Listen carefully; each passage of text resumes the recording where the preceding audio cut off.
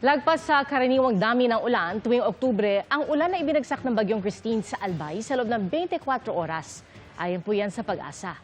May epekto na ba rito ang amihan o La Nina? Ang tugon ng Pag-asa sa pagtutok ni Mav Gonzalez.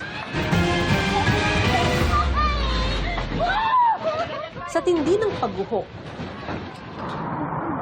at bahang abot hanggang leeg o lampas tao sa ibang lugar, nabigla sa bagsik ng Bagyong Christine ang maraming taga-Albay. Ayon sa Albay LGU, ang ulang ibinuhos ng Bagyong Christine roon sa loob ng 24 oras noong October 21 to 22, higit pa sa average rainfall sa probinsya sa buong Oktubre. Nakaranas po ang Albay ng katumbas ng 2 buwan na pag-ulan. During rainy season yan, sa loob lamang ng higit 24 hours, ibinagsak po. So this is record-breaking since 1969. Climatologically normal po na nakakuha po ng Albay tuwing October ay 321.9 po na amount ng ulan. Pero yung naranasan po nila noong October 22 ay umabot po ng 431.0.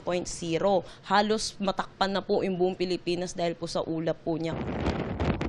Sa Daet, Camarines Norte, 528.5 mm ang ulan sa loob ng 24 oras, higit sa average rainfall sa Oktubre.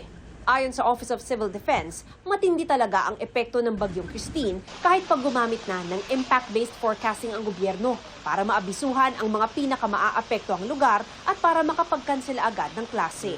Gumamit na rin naman tayo nung mas makabagong paraan kung paano natin mapipredict o mababasa yung maaaring mangyari mismo pagdating ng bagyo. Nakita natin na kailangan talaga suspindihin yung pag-aaral ng ating mga estudyante sa buong Luzon.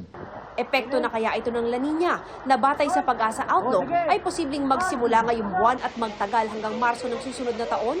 Hindi pa po ito epekto po ng La Nina. Ang forecast po natin for November, 1 hanggang 2 bagyo po. Ayon sa Pag-asa, 71% ang tsansa ng La Nina ngayong October, November, December season. Nasa transition period pa rin daw tayo, papuntang amihan season na posibleng pumasok sa unang bahagi ng Nobyembre, kung kailan mas maliit daw ang tsansang mabuo ang mga bagyo.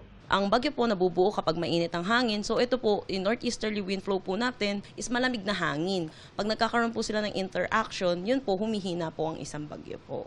Binabantayan din ng Pag-asa ang inaasahang pagpasok sa Philippine Area of Responsibility ng Tropical Storm Kongre na tatawaging Bagyong Leon. Ano kayang epekto nito sa panahon sa Onda sa susunod na linggo? Palihis naman po yung track niya, wala po tayong nakikita any landfall. Kasama po natin yung trough po niya, possible magdala ng mga maulap na papawiri na may mga kalat-kalat na pag-ulan po dito sa may extreme northern Luzon. Pero for Metro Manila, magiging maaliwalas naman po ang panahon, pero may mga panandaliang pag-ulan. Para sa GMA Integrated News, Mav Gonzalez, nakatutok, 24 oras.